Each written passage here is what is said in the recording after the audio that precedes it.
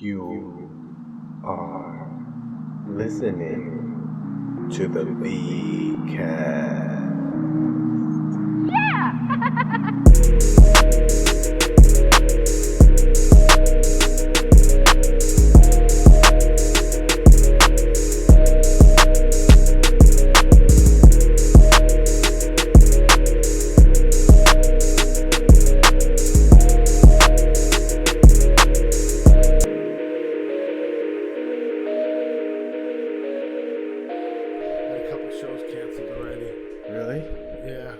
This week or coming up? Coming up. They're in the future. Yeah. Where? One was in Kingston, New York. Oh, one was in Kingston, New York. So it hasn't hit the city yet where they're canceling. But I've been in the city lately. It's nice to be able to walk around without the crowds. I mean, maybe we need more viruses. But that was one of my first bits. What's that? Was my first bits was I was saying, when I see people smoking, it gives me hope that people aren't getting fooled, because when I'm sitting in traffic on Route 3, all I can think of is I wish they would just let Ebola go around a little bit. Mm-hmm. Don't rush to cure it. Let it siphon. Let it get the week out. And fuck, man, I can't say that shit no more, bro. That shit is too. Well, what did somebody say? I used to cough to hide a fart. Now I fart to hide a cough. Some comic said. It's fucking brilliant. But somebody said that. I don't remember. But I'll tell you what. This virus is like, I wouldn't. It sounds like the Social Security actually came up with it. If you think of it, doesn't affect kids. Yeah, it just gets the elderly, starts the sick and the old, the people that are sucking up the Social Security. Yeah. Clean the slate, start over. Trump said he was gonna cut the fucking Social Security. You don't hear shit about him. He ain't said shit lately. Let's see how that wall works now. You just talk shit on Twitter. That's what I said. I said if he gets the fucking virus, he's gonna he's gonna bomb Mexico. He's probably immune to it. But people around him quarantined themselves. Like his brand new chief of staff, I think, quarantined themselves. They were just looking for an excuse. I don't feel good, boss. I gotta go. I gotta get away from this dude. Could you imagine having to hang out with him all day and night? He's funny for like moments at a time, but that's it. I can't imagine. Bob the Bono? Of course. I just saw him on somebody on my LinkedIn. Somebody posted one of his videos on the LinkedIn and didn't mention him. They probably don't even know who he is. They just saw the video, thought it was funny, like one of his Trump skits. Right.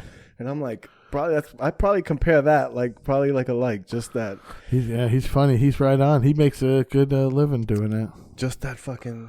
You got your one niche, man. How long has he been doing comedy? A long time, but he don't even have to dress up. He doesn't even have to put He just the voice alone doesn't even have to dress like him, makeup. He does a lot of private parties all over the world. Bank. All over the world. Murphy Brown, dude, everywhere. He went on tour with I forgot what rappers. He was on tour with thousands seat places. Big giant shit. Crazy, man. Yeah. This fucking business sucks, so weird. But, it sucks. But it's so weird where you could be working for so long and then just one little fucking Vic DiPotato. Yeah. Driving a bus 30 years with kids. Right. One YouTube video, bread and milk. The bread and milk video. I kind of blame myself for the coronavirus, and this is why. Because I just started my production company again because I got fired from my job. Construction? Yeah, I was very bad at it. So they fired me. Well, it was one of the things where, I don't know if I was fired or we just decided, one day I just stopped going and never went back for the money and just stopped. And then, I guess that's like quitting, but but then I started with my entertainment business again. So I took all my hundreds of dollars I had saved, and I invested. One shot, let me invest all this, hundreds of dollars and all this promo and everything, and book these shows and everything, and pop, boom, boom, and I getting everything printed up. And of course now the fucking coronavirus, so you can bet all those shows are going to get canceled, and all the promotion materials and all the work I've done is going to be. And this is all because of me. Everyone, the coronavirus. Because my luck is that bad that in China it started. You know what I mean? That's how bad my luck is. And it had to come here to fucking shit on your just parade. To shit on my shows. I know it. Oh my God. So now I told the kids, listen, we ain't gonna bounce back from this. Okay, one of you is gonna have to fake like you have the coronavirus. Okay, so we're gonna do a GoFundMe, something like that. Make some money back. And then they told me, no, kids are immune to this. Did you know that? I know. So I'm like, all right, one of you is going to have to fake that you're a midget, okay? Which one of you kids can act, all right? Because we are going to lose our shirt on this. Yeah, people are out of... People are like, they're all buying bottled water and toilet paper. Listen, there's going to be a lot less food for everyone, so you don't need as much toilet paper. And be like me, don't use toilet paper. You know, joke's on them. Ha. But, just keep it nice and... Get a bidet. Get a garden hose. Just hose yourself down in the shower. That's a stock you should probably invest in, is a bidet, like a bidet company. Just to get water blown up. Another seltzer bottle where you have to come in and squirt the shit out of your buddy's ass. Those with a seltzer bottle, fire extinguisher. Seltzer would probably clean shit better than water. You can make a game out of it, right? You know. Now you know what? Beat the clock. I was talking to somebody at work today, and they told me something I didn't even think of. Like we have all these shortages on the shelves. Right, and he told me his family, they're extreme couponers. Right, and what they did is when this shit started, they started extreme couponing all the Lysol, all the fucking hand. What's their address? The first place we're raided. That thing rolled down to his ski mask. He's just fucking ready. Knock, knock. Who's there? Jehovah's Witnesses. Oh, they're definitely not gonna answer for you. Yeah, I don't even think they're going around. They're like, whoa, hey, nobody wait a answers, minute. Right? Yeah, no, they'll still go around because Jesus will provide. I guess he's got the fucking vaccine for you. I know. Isn't there only like somebody has a joke too? Only 200 and something thousand are supposed to go to heaven or something. Right? And he said, if I belong to a religion where only 280,000 people could go to heaven, I wouldn't be going door to door to recruit other people. Yeah, that Davin Rosenblatt's joke. It's great. Bro, that's the fucking best jokes are those obvious shits you don't think of. I'm on a construction job the one day, and the rule was I was only allowed to piss my boss off once a day. That was my rule. Okay. And I pissed him off. It was his birthday too. I forgot what I did, but I pissed him off. He's like banished me to outside, so I had to go outside and work in the trailer, put stuff in the trailer, move the tools around. Mm-hmm. So he's upset. I look, there's these two girls at the front door knocking on the door, and I'm like, oh, two pretty girls, black girl and Spanish girl. I'm like, oh, hi, how you doing? Hey, can I help you? They're like, do you own this house? I said, no, we're just renovating it. I go, my boss inside, and I knew they were trying to rent the house to somebody, so I'm like, all right, let me go get him. So I go in and get him. I'm like, hey, there's two chicks out here looking for somebody. So he comes out, and then I hear him screaming, God damn it, I don't have time for this. Blah, blah. Goes running back in. So the girl comes up to me, and she goes, hey, your boss seems to be in a bad mood. She's like, thank you for getting him. I go, all right, yeah, no problem. And she goes, here, maybe when you get off later, you could look this up. She gives me a card, and I look, and it says Jehovah's Witnesses. Oh, and I just bust out laughing. I just start dying, just cracking up because I'm like, oh, shit. And I kept the card because they were hot. You never know. So that's how they do. Send some hot chicks around. Right. I went inside. He's like, I hope that was a joke. I'm like, how am I supposed to know the Jehovah's Witnesses? Yeah. You know what I mean? They never looked like that before. Not in my neighborhood. Every Jehovah's Witness that comes around here, they're always dressed in the guys are in a suit. Yeah. And the women are in fucking... You don't know if they're the IRS or the freaking... Christian burqas. Yeah. I don't know what those things are. My aunt wears those. Well, they're getting smart now. They're sending hot chicks around, so that's how you get in the house. So come on in, sure, everybody. Come on in. Next thing you know, you're getting fucking exercised. Listen, I could be talked into anything. I don't have anything that's worth money or anything, but I'm willing. Whatever. What I got to do? Walk around, hand out flyers. What does that pay? I'll just hand out my comedy things while I'm handing. Hey, meanwhile, if you don't like this Jehovah's thing, listen, I got a show next week down the block, the coronavirus tour. Right, that's how you stop them from shutting the door on you. You just, you're like, hey, you start with the Jehovah's Witness pitch, and then once they go to shut the door, hey, you like comedy? Bring them chicks with you. You know how you get them to stop shutting the door? Whip out a tit. That'll not mine, theirs, and that'll get them to stop. How effective do you think passing out flyers is? Well, it all depends it depends where and when. Mm-hmm. If you like, I'll be in a neighborhood. Say I'm gonna be at Nikki's, so I put up flyers. I put up some posters in a place. I have the tickets there. Today I went and ordered it. I have a 3 foot wide by 6 foot by 3 foot thing with the picture of the girl comedy show that says coming soon that I'm going to put in the place, and I'm going to put flyers next to it so when people come in. But I'll go through the neighborhood about 2 weeks before the show. Mm-hmm. and I'll go to places. So I'll go to places that I know girls go to, like salons, stuff like that, other pizza places, stuff, and I'll ask them, give them out flyers, talk to people, try to get them to go. So, I mean, you know, there is a mathematical how much it is percentage, but you know, it's worth a try. Yeah, I do the Eventbrite, helps. I do that. You know, Facebook, the comics post it. Yeah. And my other shows, I promote them. I saw that you were on so many other sites for it. Because I have Laugh It Up Tuesday on Eventbrite, right? But I don't have it on. I didn't know any other stuff. And who was it that had a free show? Damn, and I saw it, and it's, you know, you just I think it might have been James Mack. They do the meetup groups too. That's big. Yeah, You I gotta find do all that groups, stuff. You gotta get the permission to do. I don't know. I have the girls show. My partner Sharon, she's in charge of doing all that. I do the flyers. I buy all the. Today I was down in Flemington, New Jersey, designing all the backdrop. I got a backdrop. Actually, I got a banner. Like you would have a banner and a vinyl one, and I just take that. And it was cheaper. It was like $200 cheaper for this. I take it, and then I put the rings in it, the metal rings, and buy the things myself. So I had that design today, and I had the 3 foot by 6 foot or whatever it is thing designed today. So I'm getting those. But everything helps, man. It's all that's when you have, like I got is like a door deal. So it's all up to me. But, you know, if you get a budget or what if you get the place to pitch in, then they got a lot at stake too, then they help. But if they're not anything at stake, it's all up to you. And it is. I got the girls, I got to pay, so I got to make the money somehow. Yeah, for sure. I tried plugging it last night because I saw the cards on the tables when I went there. So I was like, oh, good. I got to remember to plug it. And then when I was going to plug it, it was just all dudes. Yeah. So I was just like, all right, hey, good. Maybe they'll think there'll be chicks there. Yeah, come on down. Larry Love said he'll be there. Cool. Larry Love. Yeah, he gets a little intoxicated. All right, good. That's what we want. People that drink heavy. Yeah. He's good until it really hits. And then when he starts showing love, okay, well that's like, by the time Sharon gets up, so she can handle that.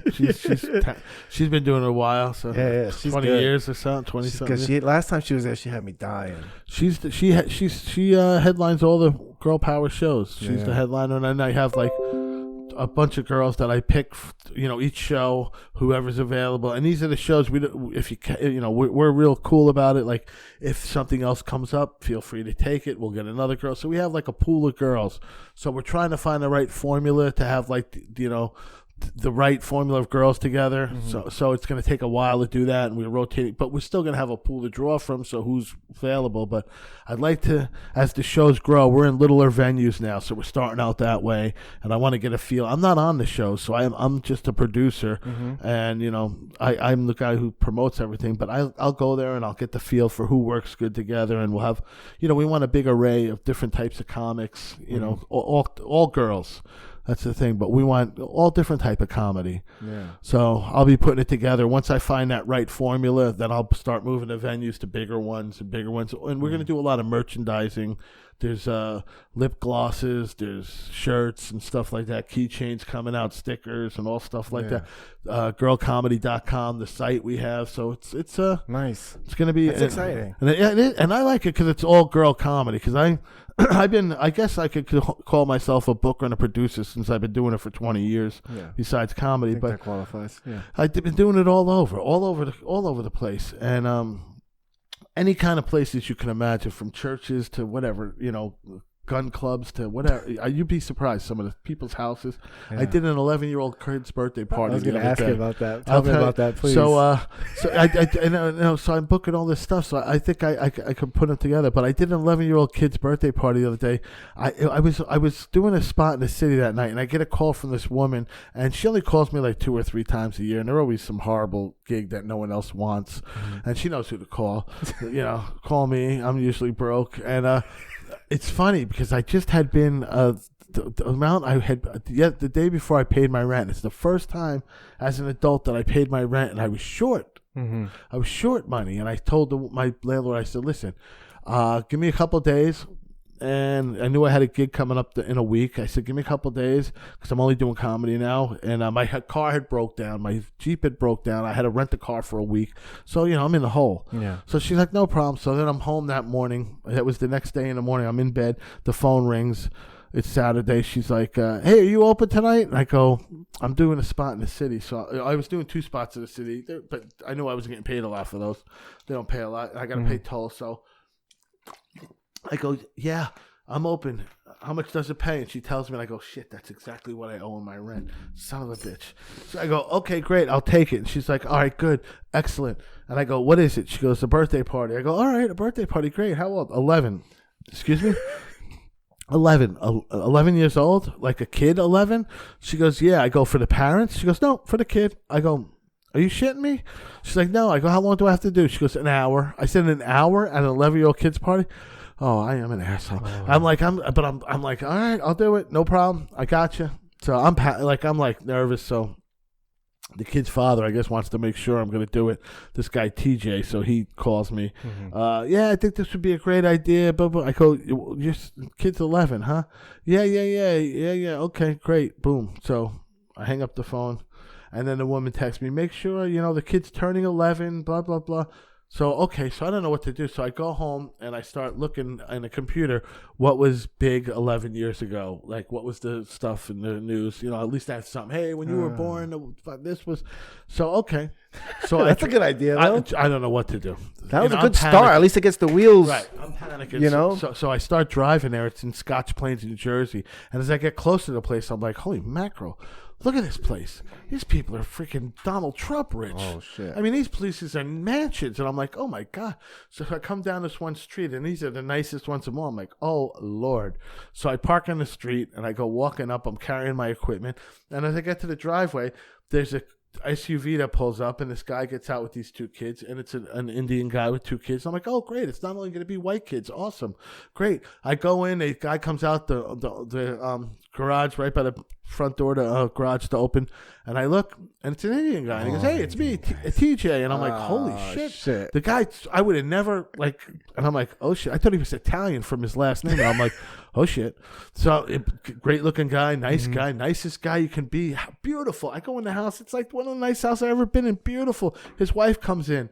This woman is gorgeous. What town is this? Gorgeous. Scotch Plains, New Jersey. And this woman is gorgeous. And I go, oh my God, are you yeah, my son, he's turning 12. And I'm like, okay, I was given the wrong information. He's turning 12. Okay, so no problem. So, and the wife's like, I have 4 kids. I'm like, oh my God, this woman is gorgeous. Then there's like 2 other couples in the kitchen. I guess their kids here, all good looking, all Indian, all good looking. And then he goes, hold on, the kids. I set up my equipment in the living room, and he goes, let me get the kids. I go, oh, great. Are they excited? He goes, they don't even know you're here. I go, what? Oh my God. He goes, they don't even know you're here. It's like doing comedy in a bar, and they don't know that there's a comedy show going on. I'm set up in a living room now, and they have a couch that goes all the way around where I'm sitting. But this is just one part of the room. This room on the right is like, it goes out into the backyard. There's a bar made of marble. It is gorgeous. There's another room. This place, and this is the only one room I've seen. This place is beautiful. So the kids come in, they're looking at me like, what the fuck? A fucking magician? Yeah, what is this shit? Like, who's this creepy dude? Is this the drug talk? No, so they come in, and they all sit down and around me. Wait, what were you wearing? I was wearing pretty much what I'm wearing now. Only With the blazer? I think I had, no, I didn't have a blazer, but I had a shirt that, it might have been a Harley shirt, or I think it might have been a Bob Dylan shirt or something. It was like a T-shirt, sweatshirt thing. And I'm like, I had the hat on, and they're just like, what the hell? So they come in, and I'm trying that. Like, I'm like, oh, come on, kids. How you doing? Happy birthday, blah, blah. They're like, what the fuck is this? I'm like, I got my stopwatch going because I need the money, and they want me to do an hour. And they were playing football before this outside, so they came in, and I'm trying to talk to them, and then I'm like, all right. How many of them is it? It's 11 kids. and it's the kid that's turning 11 up to 14 years old. His brother's the oldest kid there, 14. All boys. They're all sitting there. So I'm like goofing on them, trying to make names, talk to them. You know, what are you gonna do? Trying to roast these kids who are evidently better off in life than I am. You know, and trying to goof on them. So now I'm like, come on, kids, let's all cooperate. Listen, let's play a game. You guys like games? They're like, and I go, come on, who loves America Got Talent? They're like, all right, yeah. One kid raises his hand, you know, and they go, all right, come on up here. Listen, we're going to play a game. Everyone tell a story about the kid whose birthday it was, Neum. Everybody tell a story involving Neum and a funny story, and whoever wins, we'll all follow him, gets all the money in my pocket.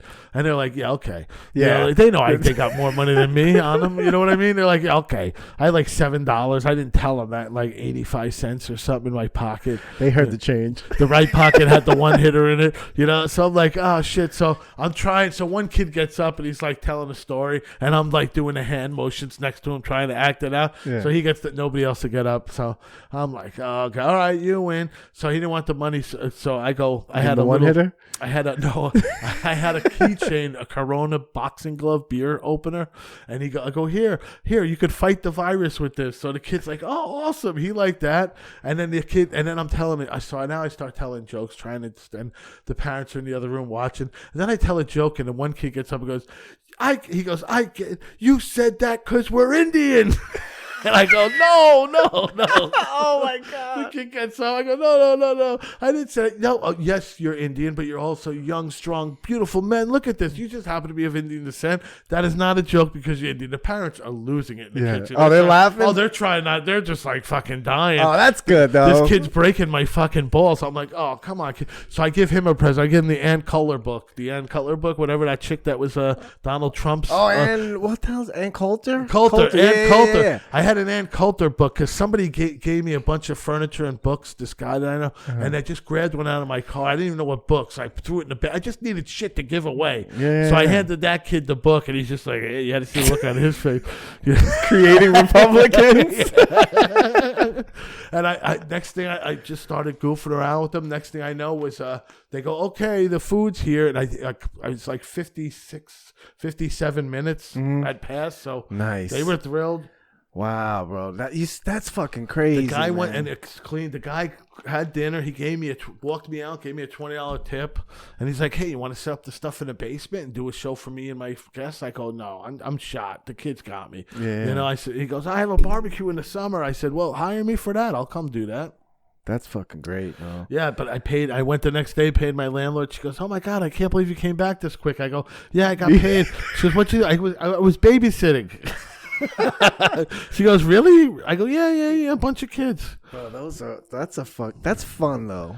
It sounds terrifying, but then it's such a good story afterwards. I guess I just got it because no one else would do it. She was like last minute. I could have got more money, I guess, if I would have helped out, but I was so desperate. As soon as she mentioned it, I went, I'll take it. Right? Like, God damn it, I should ask for more money. That's what happens, man. You did dumb things for money. Yeah, because you need that. I mean, I'm poor. I did a lot of dumb shit for money. I took some bad jobs. I left a good job chasing money to go because my friend was doing sales and he blew my head up. They were working in the Empire State Building, entire 6th floor. It was all fucking phone scams. Really? Yeah, bro. Scamming people out of tens of thousands. The FTC ended up coming after them. They shut that place down. Really? Then we went to Clifton, opened up another one. And just us, we were doing. How long did he get away for? A week. Really? Yeah, he did it. We did it there from February. I left in November because me and him had a falling out. Like at the time, no, I wasn't sober at the time. He was in sobriety. That's where I met him. Was in the rooms. Okay. Right, and we became best friends. I was the best man at his wedding. Did the speech and everything. You know what I mean? And then he got on pills. He was doing Roxy's. And he just fucking started blowing money. Bought a Ferrari, a Jaguar, a Jeep. Oh. Tricked them all out. And meanwhile, we couldn't make payroll. We had fucking 50 employees and we weren't able to make payroll. It was just crazy, man. But that's like the mentality of just, I was like, I need to make, I wanted to start a family, get married. I was doing all that shit. Plus, party, when you, listen, I used to, me, I party heavily. When you can't rationalize when you're getting wasted. Yeah. I started, good things started happening for me once I stopped That was good though, and you did that shit on your own. Yeah, I stopped drinking. I'm like California sober, which means I just smoke weed and do mushrooms occasionally, but no booze, no heavy drugs. I stopped all that, but I had been doing them for like, shit, crack, everything for like 25, 30 years, shit like that. Yeah, I fucking done it all too. Yeah, so. I just stopped too. I just stopped drinking and smoking since President's Day. Cool. It's better, man. I feel a lot better. I'm coming up. April will be a year. April 1st. No drinking already, huh? Nothing. I joined the gym. Dropped 50 pounds. You look fucking good. Thanks. My wife's a professional bodybuilder, so me and her started like trying to get back together. We'll see how that goes. Mm-hmm. Well, you guys look happy in the pictures. She's threatening to move in, so we gotta stop. We gotta put an end to that. Oh my god. Hey, but at least you got that. See, this is the way I think right away. When you're like threatening to move in, I'm like, well, at least I'll have some supplemental income. No. That's not. No. I got my kid there who I don't want her. I go, listen, sweetheart. I want less people moving in. Let's keep this casual. Yeah. Okay. It's working. We've been married 15 years. Let's not rush into this. I call it casually married. You keep your place. I'll keep my place. Like I go there. Like tonight, I'll go there, hang out with her for an hour. Hang out. She'll go to sleep. I'll leave and go to my place. That's what I tell her. Come over when you're happy. When you're not happy, go somewhere else, and I'll be here. And I got laundry, I got a pool, all stuff like that. And I own the washer and dryer. I don't own anything else in the house. I live in a really nice place. Yeah. But you're still in the same spot, right? Still in that beautiful place. My landlord's cool. My kid almost got kicked out like 3 times already. Boy. Oh man, he got bed bugs one time last year. I had to hire this exterminator to come in like 3 times. Cost me $1,000. Fucking kid, you brought in Roscoe? No, you know what though? She was threatening to move in then, and that kept her from moving in then. So it's the best $1,000 I ever spent. Shit, I wanted to kill the kid. It was new. It was what the fuck was it?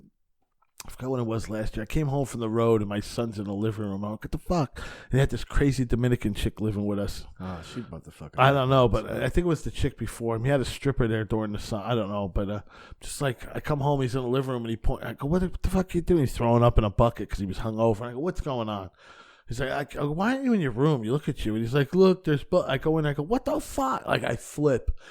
Bad, huh? Dude, I lost my mind. Flipping, freaking. I was speaking in tongues. I was screaming. So then I call one place, I got to come on. They go, we'll send somebody to give you an estimate. I go, I need this shit now, here, immediately.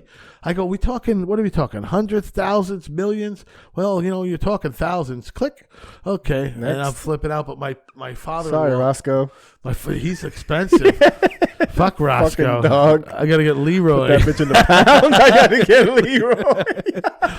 Leroy is his own fucking mascot. And a shot of crack. That's fucking great, bro. Yes, fucking Leroy. So I knew my father-in-law has a guy that he owns buildings. His wife owns buildings, so he had a guy. He goes, listen, the guy comes, great. So I had that guy come. Boy, you had to see this guy. Holy mackerel. Just got in there. Dude, no, he pulls up in this van. I see this van outside, so I go outside. It's not marked, which is cool. They come in an unmarked van like the mob. And he steps out from behind the van, and I'm like, holy Christ. He has no eyebrows, no hair anywhere, right? He's got this hoodie on. He's got these eyes. And I'm like, this dude has been sniffing too much of this bug spray. He's like on the bug juice or something. I'm like, but this guy, he looks like he knows how to kill shit. You know what I mean? And get away with it. So he comes in. And it's funny. He's like, all right, yeah. And his bug thing is broken. So he goes, I'll be right back. He shoots over to Home Depot, comes back. And he's like, all right, listen. Then his phone rings, right? He's looking around. He's spraying a little. He's like, all right, yeah, spraying. Then his phone rings, right? And I hear him talking to the guy. No. I want to invest in the other property. I want to get out of fucking Jersey. Fuck Jersey. Can I curse on this? Yeah. He's going, fuck Jersey. Crazy. I don't want to stay in Jersey. Get me that investment property. Don't worry. I'll get the fucking money. Then he comes in the other room. He's like, well, this is going to take several visits. And I'm like, is this guy fucking kidding me? Like, I just heard him on the phone. Like, I'm like, this guy's fucking crazy. Holy shit. So I stay with him the whole time because I'm spending the money. I want to make sure I'm like, get over there, spray this, do that, boom. Anything else we can do, spray my kid, whatever. What do they spray? He's got some kind of fucking chemical. I'm like, should we go like stay somewhere? Well, you're supposed to, but you'll be all right. I go, well, let me open the window. This guy's like, he's glowing. He looks like powder, sort of, that guy. But no, he's got his hoodie. He's like, ah. Then he told me it was like, in his 20s or something. That's when I really was like, oh, shit. Shit, but you're hurt. But he came back I had to have him come back a couple times. He came back, sprayed, then he comes back. He's like, all right, I checked. I don't see any more spray again. Then he wait a couple weeks, comes back again just to make sure. Then you have the carpets cleaned, sprays again. And then, shit. Yeah, it's like a couple. It's like, and you got to throw out the mattress? It's throw out the mattresses. It's like, $1,200, $1,300 for him. I've only seen bed bugs on, what the fuck's the name of that show? Hoarders.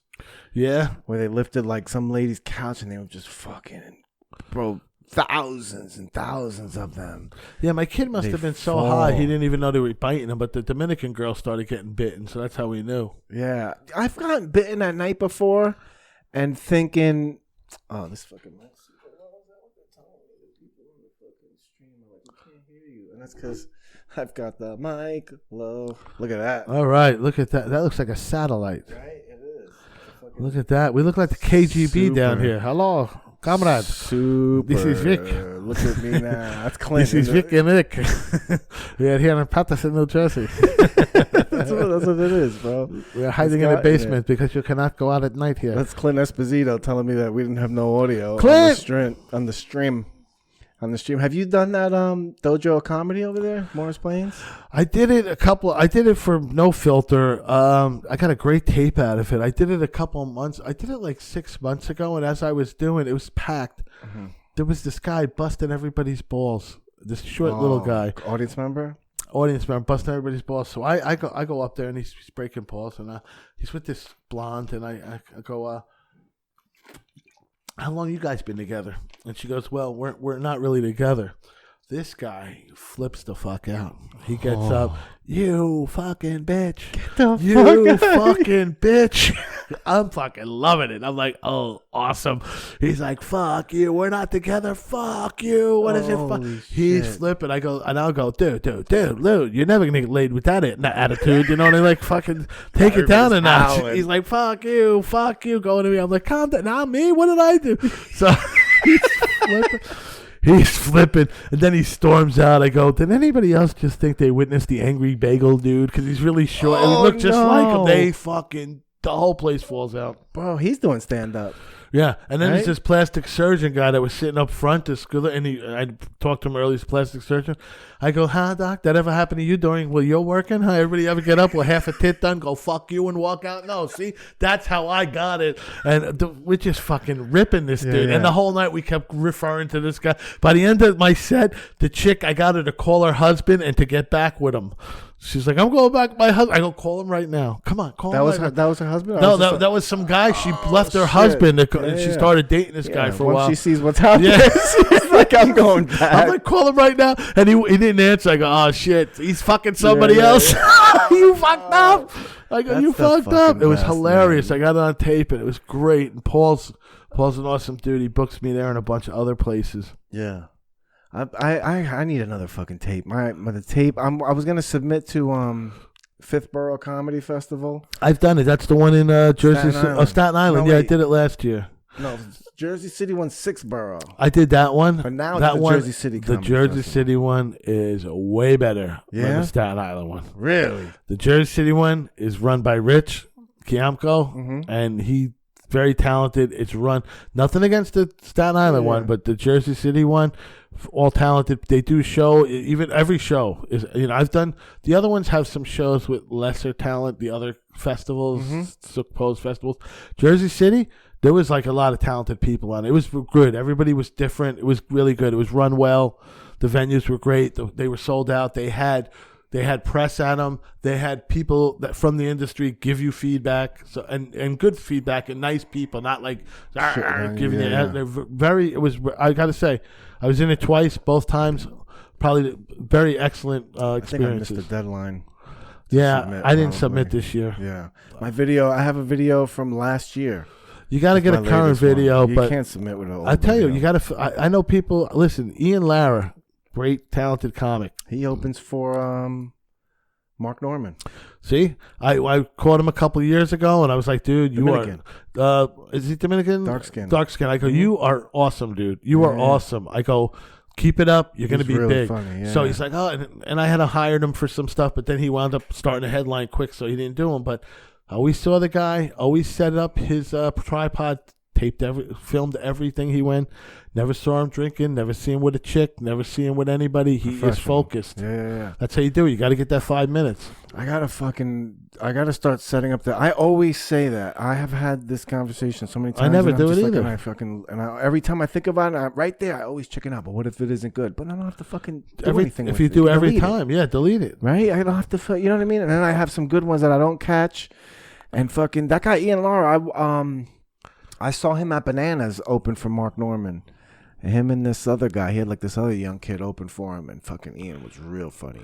Yeah, man, you got to film everything. I don't do it either. My friends do. I don't. I only like that one. Paul was filming the show. That's why I got tape. it. That's why I got a tape. Yeah. My tape was just, I wasn't even really doing jokes. Because it was one of those nights at the station where it was empty. And where this guy was like, I was on my way down. He's like, hey, listen, we don't have a big crowd. You don't have to come in. And I was like, I'm already on my way. I don't care what the crowd's like. Yeah. I want the food. I want to hang out. I like the hang. You know what I mean? Me too. I like that. That's man. Thank you for bringing me down because you introduced me to that. Yeah, he's cool. It's now Saturdays. Yeah. I want to do. He's a good dude. I did the last Friday. Dude, they pack him. I don't know what it's good. Listen, things are going to get worse for a little while with this coronavirus. The next couple of months are going to be rough, and then they'll get back to, but because people are fucking up. Like the one guy's supposed to be self-quarantined. He goes to his daughter's basketball game, whatever the hell. Can't trust people like that. You got to be like China and shoot them. Man. Yeah. fucking North Korea. Yeah, they stopped it quick. Yeah. That's I was saying that. That was one of my first Corona jokes. Was them fucking.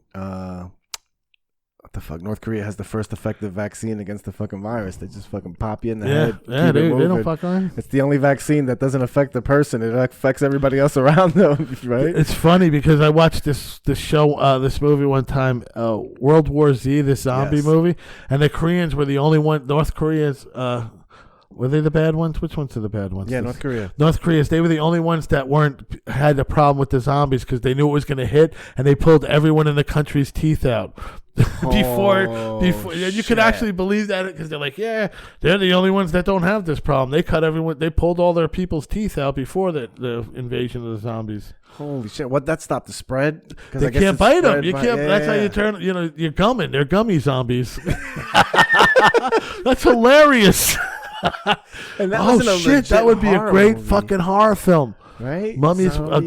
Zombies without teeth. That would be great. Without teeth. Oh. Fuck, they just run around gumming everybody. Fucking, somebody's gonna get a blowjob. Yeah. One guy's gonna be like, well, you can't bite it off now. God. Oh my God. Fucking gummy zombies. The gummy zombies from outer space. Fucking at that what the hell's in it? That Comedy Dojo place. They packed out pretty good over there. They got so many different people. I've never saw a place where they had so many different producers out of a room. The guy books his own, and the guy's a nice guy, but I don't think he knows what he's doing. He's flying in people from L.A. to New Jersey. How much could he be like? How do you mention making to that room? $20 a head, it only fits like 100, 100 maybe. 100. Yeah. I mean, how much can you really make? Yeah, I guess it's probably just an investment to building the name of the place up. Get people, and the people he has from LA, I'm sorry, they're not a draw. I never heard of any of them. Yeah. So the place is a draw itself then. So you don't need to get big name people. You could just get regular name people, but it's not bad. I mean, Yeah, because I did the show for Clint, and Clint, when I saw it packed, I'm like, thinking Clint had brought a lot of people. And then he was like, I don't know any of these people. He's like, he just bought tickets on Eventbrite. Good. They just got in there. Yeah, no. Did he have it full? Yeah, it was like there was probably I would say 70 people there. That's good because I thought it was going to be worn out because there's a guy there doing like every Sunday, every Friday and Saturday or something. Is there? Isn't Gonzo doing every Friday and Saturday or something? I don't know. I know he was running a mic there. He was teaching classes there. Kevin Israel's doing. Kevin Israel's running shows there too. Either that or I saw him on a show. But I wouldn't be surprised. Shows, I don't know. It must be a great place because I was there. It was a great room, but I mean, they must have. It's that area. It must be that Morris Plains area. There's a lot of people. It's a lot of money. A lot of that strip is busy. The freaking Chinese place next door is packed. They must have good food at the dojo too. I don't remember. Tips has really good food. So there you go. Yeah, and that's an extra room. Food. They have. Isn't there a restaurant downstairs? Whole restaurant downstairs and so bar. That's an extra. Yeah. It's just an extra room. Yeah, that's great. I mean, if they really turned that into a club with one guy running it, and just that could be in every weekend. That could be another Bananas. Yeah, another Bananas. But even more during the week. You know, if you're going to have other people produce shows there. Oh, that's what you would do. You would have privately produced shows during the week, and then do your own Fridays and Saturdays. And then have shows for the try to weekend. do Thursdays. What a lot of clubs down in Florida do is they have Thursday as fundraiser night, which is good. They have the comics that can do Friday and Saturday do Thursday, and Thursday they do they'll find a local organization, animal fundraiser, let them sell the tickets and get half the door, however they run it. So. I mean, you do that. I'm hopefully in the next 6 months we'll have a place in Nutley in a basement of this place called the Havana Cigar Lounge. I'm supposed to. It's 1,000 square feet that I'm supposed to be getting to turn into a club. So nice. I'll be trying that. Man, I was excited about General Pours.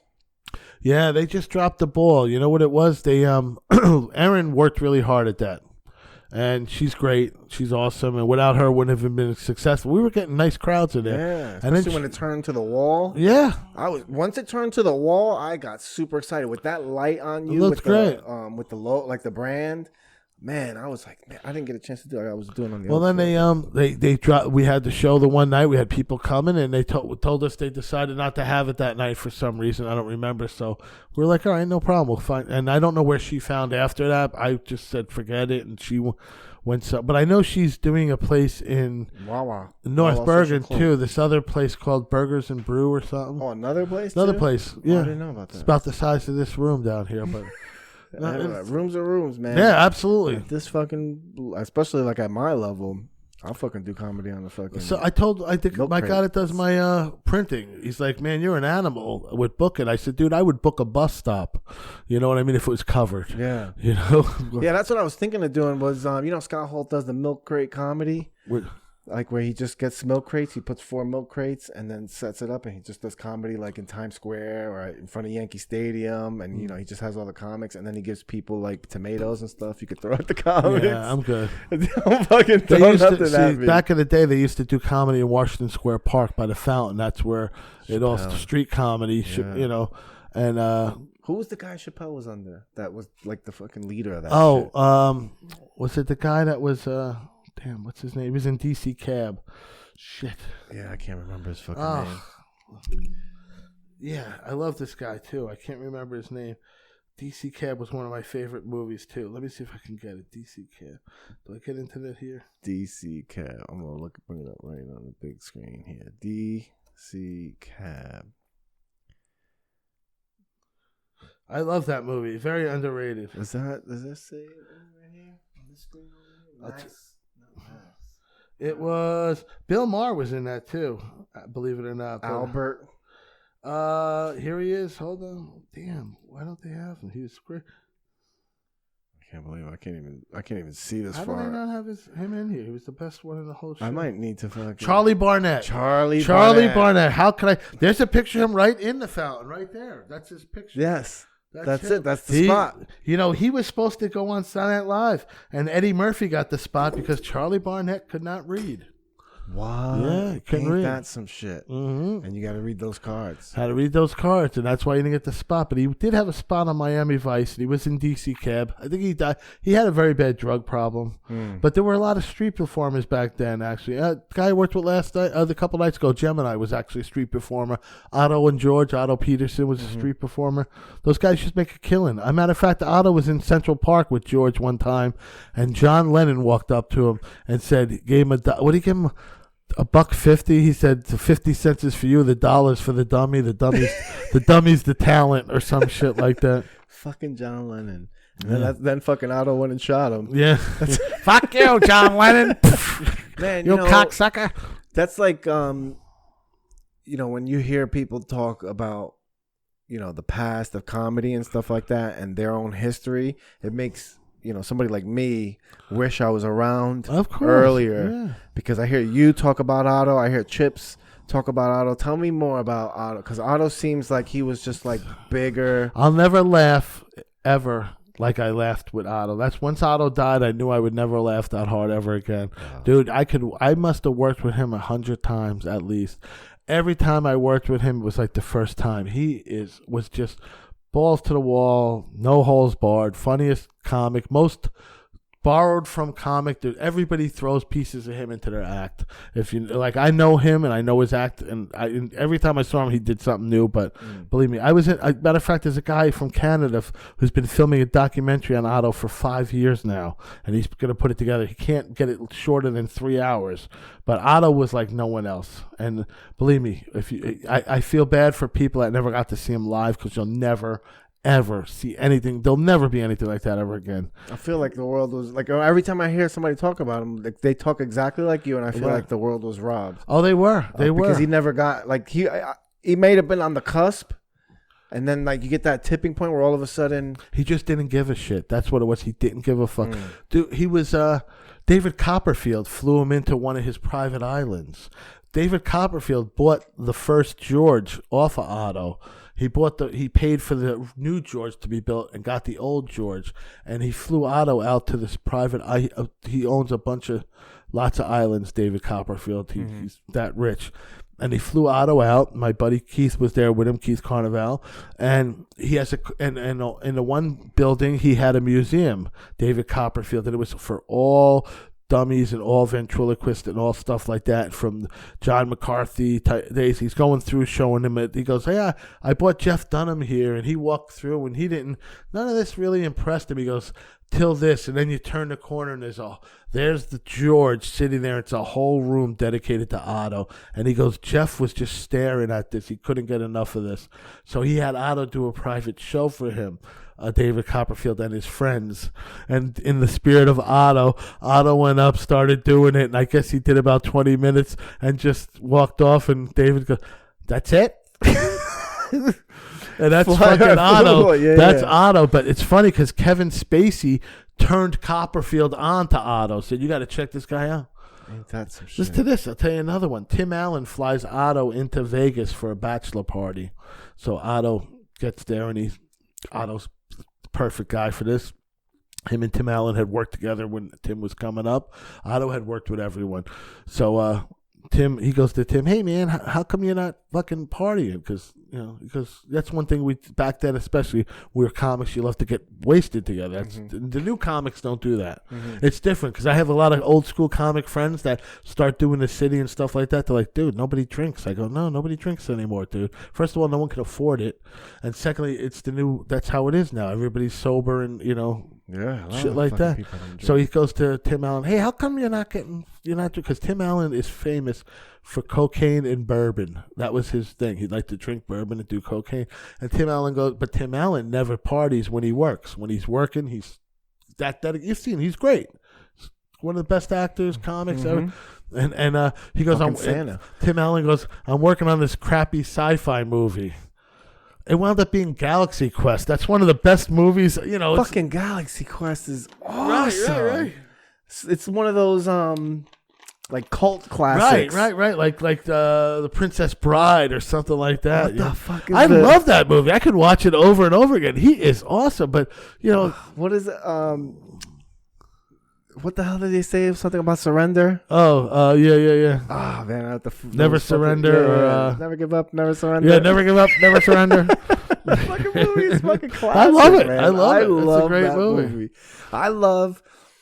What gets me the most about that movie is the concept of it being a show about us, and then they're acting inside that, like that whole fucking concept. They get to play two characters. You know what I mean? Everybody has dual. They have the character that their character's playing, and then the character. So while you see all the actors, they're all like established great actors. Yeah, that's I love. Good. I love. I've done a couple of commercial stuff like that. There's nothing like being on set. I can't imagine what they do. I mean, I was a kid. I was on the Ed Sullivan Show.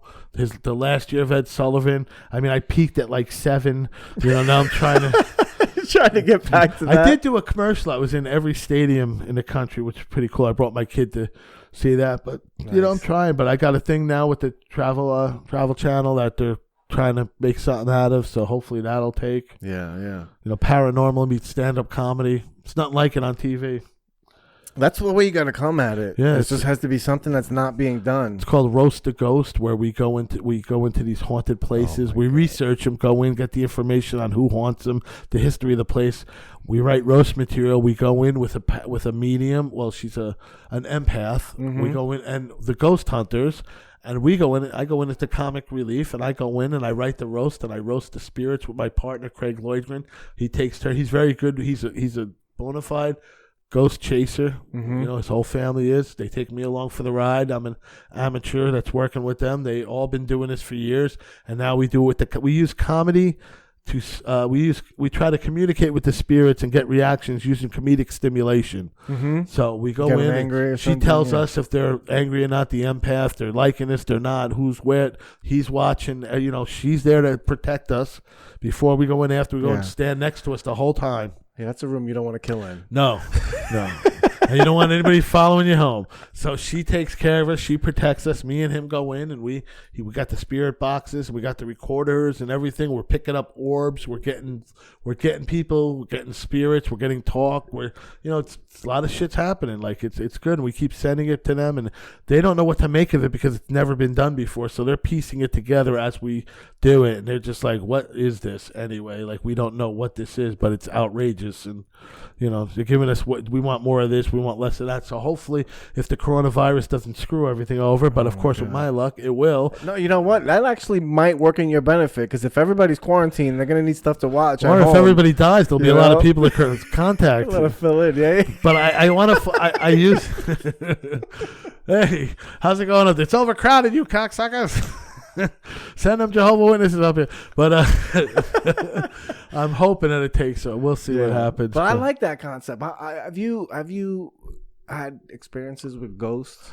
I have. When I grew up, my mother was into it. She her friend Emily was a psychic and an empath. She would come over. She would read everybody's fortune, stuff like that. We were always my cousin's houses. Our family were always living in houses that had paranormal experiences in them. We would go there. Like we've always been into it, and it's been always in my family. My sister's big into all kinds of holistic stuff. She's into the crystals and stuff like that. She's published. I'm going to say it wrong. Reiki, whatever that is. Yeah, Reiki healing. Reiki healing. She's actually a Reiki master and all that stuff. So my family's into it. I've been around it. Craig is heavily into it. So of course I believe in it. I definitely believe in it. And the stuff we're catching now, I mean, we're catching orbs, and you could see the orbs. You could actually see them flying around. I mean, we're getting voices. We're getting all kinds of stuff. We're getting hits on the machines. We got the girl with us she's picking up stuff, and she's good. If she's not getting it, she'll tell you. We go to places, she don't get it. We don't get it. She don't feel anything. We're not feeling it. We film it just like that. We're not getting anything. I mean, we go to cemeteries, we go to haunted mansions. A couple of weeks ago, we got snuck into a closed hospital, the asylum part. We had to sneak into like a midnight security. We talked him into. We knew a guy. He stuck us in, so we went into all the restricted areas. Sorry, hope you don't get fired, but just don't say the fucking name. Yeah, so but we're getting everything, and we're getting good stuff, and I definitely believe in. I don't know when it comes to like religion and heaven and hell. I don't know anything about that. I'm not a religion type guy. But when it comes to energy, yes, like something's powering our soul. You know what I mean? We're all ghosts inside, bro. Right? Yeah. Like I feel like there is something in there, Absolutely. and then when you die, it just goes like back into the fucking whatever. The only time you can access that shit is with mushrooms. Yeah. You know what? You could travel the universe. I love doing mushrooms at least twice a year. Me and my wife were talking about getting back together. We went through a lot of shit, and I said, we're not doing anything. You come over. We came over. We both ate a bag of mushrooms and then sat in the backyard, and by the next morning, we were still alive. We were getting along. So I figured we could work this out. That's how I kicked the weed and the drugs. With the mushrooms? Awesome. I wasn't planning on it. Yeah. And it took 6 weeks for the lesson to kick in. I'm gonna tell you the story. I was telling Angela Sharp this last night. She was like, "That's a fucking amazing story." Now, for the better part of maybe 18 months, I've been pretty fucking depressed. Just, it's easy to be. Yeah, just wait. And then I'm not dealing with it. I'm self-medicating, right? And to me, in my mind, I'm saying I'm fighting a depression because I felt like every time I didn't smoke, I get these fucking crazy thoughts. I fucking fantasize about the death of my family. I fantasize about my own death, and I can't stop it. It makes me fucking cry. Like, it's fucking like this, just these thoughts, and it just kept beating on me. So I'm smoking. I'm fucking drowning all my fucking feelings, for right? Years, Drowning all your feelings, and then I wasn't thinking about it. And then New Year's Eve, I'm talking with my uncle. My uncle came over, and we're down here playing video games and shit. And then we came over here, and he saw I had bought a bag of mushrooms. I had an eighth of mushrooms because I was gonna take it for my boy's bachelor party, right? The bachelor party never had, like, the bachelor party got canceled or whatever, and then the stripper died. Yeah, we weren't gonna do it. And then fucking, I found the mushrooms when I was talking to my uncle, and then he was like, "Oh, what's that?" I was like, "Mushrooms." And I started telling him, and I was like, "You know what? I'm gonna fucking eat them now." And out of nowhere, I just ate them. And I ate most of the fucking, I ate pretty much the whole eighth. And then I sat there with my uncle, and then I got paranoid because my wife's upstairs. I didn't tell her. She doesn't know I'm fucking doing mushrooms or anything like that. You know, like, I'm just going to come. I just kept doing that. So I started getting paranoid. So I'm like, I'm going to go outside and smoke a joint. And then I went outside in the patio, right? And you see how I have that patio? It's like a square awning. And then I have the rest of the yard. So it's pitch black out there. And I'm sitting in the chair underneath the light, that light that's right there. And I'm just fucking watching the darkness. Right, and I see all these shadows, and they're coming at me in waves. Right, it's washing, like it's coming like this, and I'm like, oh, but then it stops, and it gets backed off by the light, and then it comes over again in waves, backed off by the light. And I'm watching this over and over again, and I'm like, these fucking. Then I start fucking hysterically laughing. Of course, right? I hit the record button on my phone, and I look, and I'm like, the darkness is trying to get me. And then I just kept repeating for 10 minutes, the darkness can't get me if I keep the light on. The darkness can't get me if I keep the light. I just kept saying that. And then I went in, and I didn't even tell my uncle. I just went inside, and that's it. I fucking left the video. Watched it the next day, and like I thought in my head. How long did you trip for? How many hours? Bro, I went to sleep at like 1:30, 2 o'clock. Like it was nothing. And I probably tripped for like 4 hours. Like 3 or 4 hours. I thought I went down a really bad hole. I was like, I really did too much. I thought I was gonna be gone all night. Yeah, but like 2 o'clock, I mean, like, yeah, like 1:30, I was laying in the couch, and I was just like, I think I'm gonna fall asleep. No shit. They kept me up till like 7 in the morning. That's what I thought. And I guess I don't know, I guess I must have got worn out or whatever. But fucking then, you know, weeks go by, same things going on. Then around President's Day, I've been finagling my weed habit. And that's, you know, just fucking really playing it like the dude from, like, what Adam Sandler movie just did. Oh, I didn't see it, but yeah, where you're taking money from Peter to pay Paul. Just the constant. I'm doing that right now. Just that constant. And I'm being so irresponsible, and I'm just being a fucking jerk off. And then I started noticing that the behavior I'm doing is setting me up to get arrested again. Right. I knew that started going that way too. You know, I'm like, you know what? And then I didn't think of it consciously, like I need to stop or anything. Just I had ran out of fucking moves. And I was at a point where I was just like, all right, I guess I'm going to be sober for a little while till I get that next amount of money. Yeah. Then I came home the next day and just started crying. And my wife's like, what the fuck's wrong with you? And I'm like, I have no idea. And I was like, I didn't tell her I stopped. I do that too. Right. And I'm just crying and shit. And she's like, what's the matter with you? And I'm like, I don't know. And then the next day, I'm driving to work, and I start getting the feelings again. I'm about to start crying. And then all of a sudden, I was just like, you know what? I can't live like this. And then I said it. And I was like, the darkness can't get me if I keep the light on. I said it. And when I said it out loud, bro, exactly this, all goosebumps. I was like, bro, I've been in the dark, hiding. I need to wake up and face all this shit, take it on, like head on, and then just keep the fucking light on. If I keep the fucking light on, all this shit can't get me. If I'm on, like, if I talk about it, if I'm clear, if I'm not fucking drunk, you know what I mean? Like, I don't want to say I'm never going to smoke weed again. I love weed. But for now, I need to fucking keep the light on. Yeah, I need to keep the light on burning bright, because that darkness fucking scares me, man. That's what. Listen, I decided that I was getting ready to retire. They were forcing me out of my job after 26 years. They're like, you're leaving. One way or the other, you're out of here. And I was drinking heavily, doing all kinds of drugs and everything. I knew they were firing me. I had like 3 months left, so I just joined a gym, and I quit drinking in April, and I was leaving June 1st. I was out of there. So I go, this is going to go two ways. This is going to be either a really good thing or a really bad thing. And my wife left me. This is right when I was drinking it heavily. She was a bodybuilder, so she was into working out. She's like, I met somebody.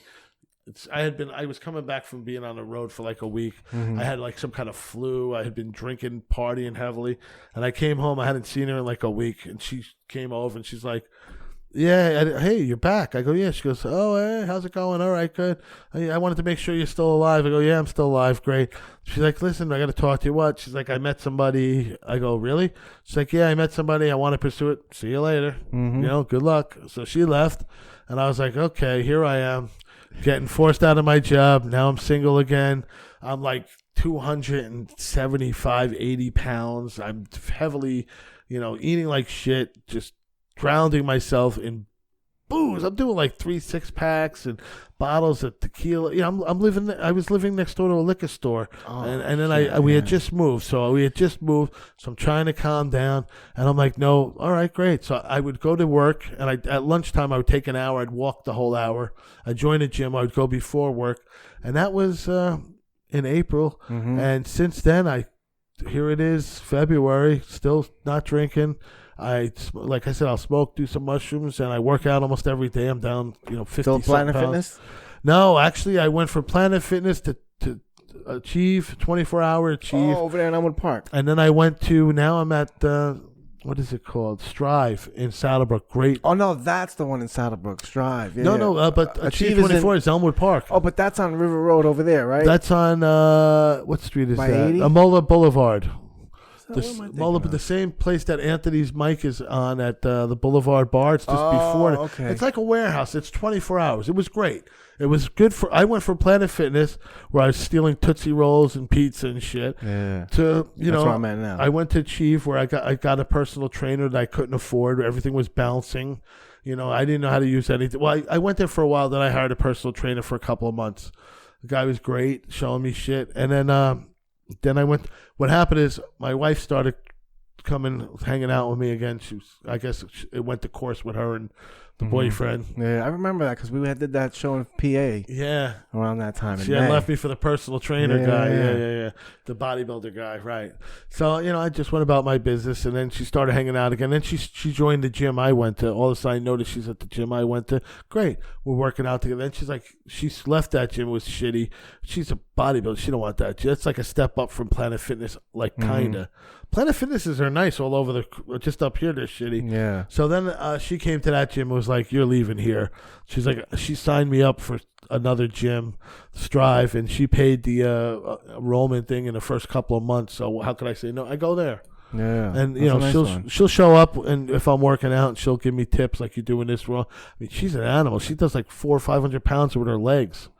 I mean, she's going to be pro bodybuilding in the next couple of months. She's like that built. Nice. Yeah. She does the competing and stuff? She's gonna. Nice. She's been doing it for years. She's very strict with her diets. Like, if we go to the movies, she's bringing meal preps with her. She's breaking out the chicken and the rice. I've seen her eating cold cod for breakfast. I'm like, man, like fishermen will puke because of that shit. Yeah. She is strong built.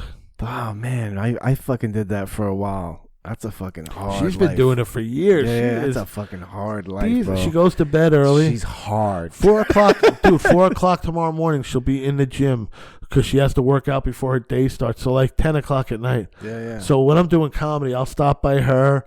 We'll have like eggies. We'll have like egg omelets maybe late at night, egg white omelets and peanut butter jelly on the fucking pita bread toast or something. And she goes to bed. I hang out, wait till she goes to bed. I take off home. Go to my house. Nice. So usually comedy, like tonight, I'll stop by there. If she's not asleep, I'll say what's up and just go. Nice, try to juggle. We've been married a long time. Try not to make a big deal of it. It's like casually married type stuff. It's good though, but it seems like throughout all the bullshit though, at least you guys make each other happy. You know what? I don't know. There's my third marriage. You know what I mean? Yeah. It's kind of like my fourth marriage now because we split up and got back together. So it's like second time's a charm. I said, listen, man, I can't give you anything because I don't have anything. I'll keep you. Well, we're actually married. We're friends with benefits for benefits. Yeah. Because she's on my benefits. I got great medical. I said, listen, I'll never get married again. I won't divorce you. If you want to get divorced, you let me know. I'll make that happen. The best I can do is never divorce you. You stay on a medical. And actually, we formed a production company, so she gets half of whatever I get from the TV show. So if that happens, so that's the best I could do for you. Hey. Otherwise, you can have the Jeep if I die. I don't know. I can have another 7 years to pay that off. That's how I feel. Like I got so lucky. My wife helped me with all my money and stuff. She's been picking up stuff that I can't get. She keeps a nice active tab for me, and I'm just like the same thing. Like you're on my beneficiary and everything. I tell her, listen, the best I can do for you is die. That's yeah. Like I'll go do, like she'll send me to the farm up in Goffle Road up in Wyckoff to get her chicken and eggs. She'll put in the order. I'll go up there, pick it up, put it in her fridge. While she's at work, shit like that. Yeah. Run errands for her. She'll do the same for me if I need it. But she's got a lot going on, and I'm kind of like back into retirement mode where I'm not work. I worked construction like for 3 months. Mm-hmm. I mean, I had a couple of injuries. I fell off this retaining wall. I mean, I got up, but I hurt. But then the last day, I fell off this platform at a house that was being built because they made a homemade ladder. And as soon as I stepped on the ladder, it fucking gave. So I go head first, crash into the concrete. I'm sure I got a concussion. My shoulders, I've had shoulder and head. So that was my last day. I was just like, you know what? The next time I fall, I'm not going to be able to get up. So, You got shoulder problem? I had both shoulders operated on. Me too. I had this. Well, not both. The rotator cuffs on both of them. Too. I tore my bicep. You ever do hanging? No, I can't. My arm's barely holding on. So even when I lift, I can't do push-ups and I can't bench. Okay, can you go like this? Yeah, but I broke one of my arms too, so one of them faces a different way. It's a little off. So. If I were you, I would try. Like, you don't hang your whole body weight. Because you know how they have those assist steps? Yeah. I would get on one of those and maybe just start a little bit. Because I do a lot of hanging. It's been for both of my shoulders. I've had this. You see how I'm sitting like this. And this is how I sit all day at a computer. Right? So I'm like this all day. My shoulders are fucking shot. Yeah. This one is, I'm partially permanently disabled because I have limited range of motion for the rest of my life. Yeah, but I hang. I go there and I look like I'm about to do push-ups, and then I just grab the thing and I just fucking hang. Because I have a dead arm. I can't carry anything with this arm. It's barely sewn together. So I've had a lot of injuries. Yeah. I had a rough. Maybe don't hang. Yeah. You fucking just end up leaving your arm. I just tried. That's why I don't take any classes. I can't. I got to do it all myself. The personal trainer had to be careful with what we did, and that's why I just train myself, man. I go in the corner. I don't mess with anybody. If everybody's in one side of the gym, I go to the other. I'll go early sometimes. I used to go really early, but now I'm not working, so I like my life now. I just got to find something to do a couple hours a day. Maybe Uber Eats, deliver pizza, something a couple hours so I could still produce all my comedy shows. But I was doing a lot of mailings and stuff like that. I put everything away now because it's a waste of time till this fucking corona shit passes. There's nobody going, you know what I mean? It's going to get worse. So I'm not going to invest any more time and effort for this till after let's see what happens after the summer. I'm stopping right now with all that shit. I don't have the money to do it anyway. So, see what happens. The shows I have booked already, I'm going to keep pushing, do the promotion for that. I'm not doing anything else till this passes because I know what'll happen. They're going to start canceling left and right. I mean, Italy, what are they all in Italy, quarantine there? Yeah. Just think of how much sex is going on there. Right? Somebody goes, imagine how much fighting. I said, that's foreplay for Italians. Yeah, right? Yeah. Divorces and babies will be on the rise when this shit's over with, right? And murders. Holy shit. That's fucking great. Let's wrap this bitch up. All right. You got anything you want to plug? What's coming up? RichCarucciComedy.com. Check me out. It's got my dates. I'm at the Greenwich Village Comedy Club weekly. You can see me there weekly. And on weekends. Check the website out. It just got voted the #1 club in New York City. Greenwich Village Comedy Club. Yes, it really? did. That's #1. Gotham #2. Cellar #3. That's fucking impressive. Yeah, absolutely. I love that place. I love that little room. I don't think I did it twice. I'm there weekly. I do a couple shows a week there. I'm usually there. Also, we got this thing, girlpowercomedy.com. It's all girl shows. Check that out. Oh, yeah. Just check me out and be looking for Roast the Ghost. It should be, it's going to be big. Check us out. I got an Instagram page. Ferostigos? I got Ferostigos. I also have a YouTube channel where I do banter. It's an interview show that I do. Banter with Rich Carucci. So I got a lot of stuff going on. Check me out. And dude. From me starting and just the people I met, you've been one of the coolest fucking people. Oh, thank you. For sure. Help me out with just all your feedback, all your fucking shit. You've always been a fucking cool dude. So I'm glad to call you my friend. Yes, sir. So definitely. And you're doing all right. Don't worry. It's all right, man. Yeah, you know what? For me, I'm not in a rush. This is a long game. No, but in life general, man, it's all right. It's all right. Everything's gonna be. That's my gratefulness. But comedy's got to be your release. Comedy's got to be your release. You're doing great. You're doing that thing coming up for me. The animal thing, aren't you? In Montclair. That's going to be good. I got that on there. Pause. PAWS Animal Fundraiser. So that'll be in Montclair and May 8th. May 8th. That's Friday, May 8th. That's going to be a great show. It's you, Craig Lloydgren, Karen Krantz, and Scott Brennan. A lot of eye candy on that show. Men and female, bro. Man, fucking check Rich Carucci out, definitely. I don't have anything coming up. I just got Laugh It Up Tuesday every single Tuesday. And we'll be doing a Girl Power comedy show there. Girl Power for Nikki's. That'll be April 10th. That'll be tickets are on sale. You can find that shit where they buy tickets at. That's at Nikki's people. Check out the Eventbrite or check out my page or anywhere. Just Girl Powered Comedy. Boom! It'll lead you to the Eventbrite. Awesome, thanks so much for coming out. Thank you for having me, brother. No problem, man. Have a good night, everybody. Mwah.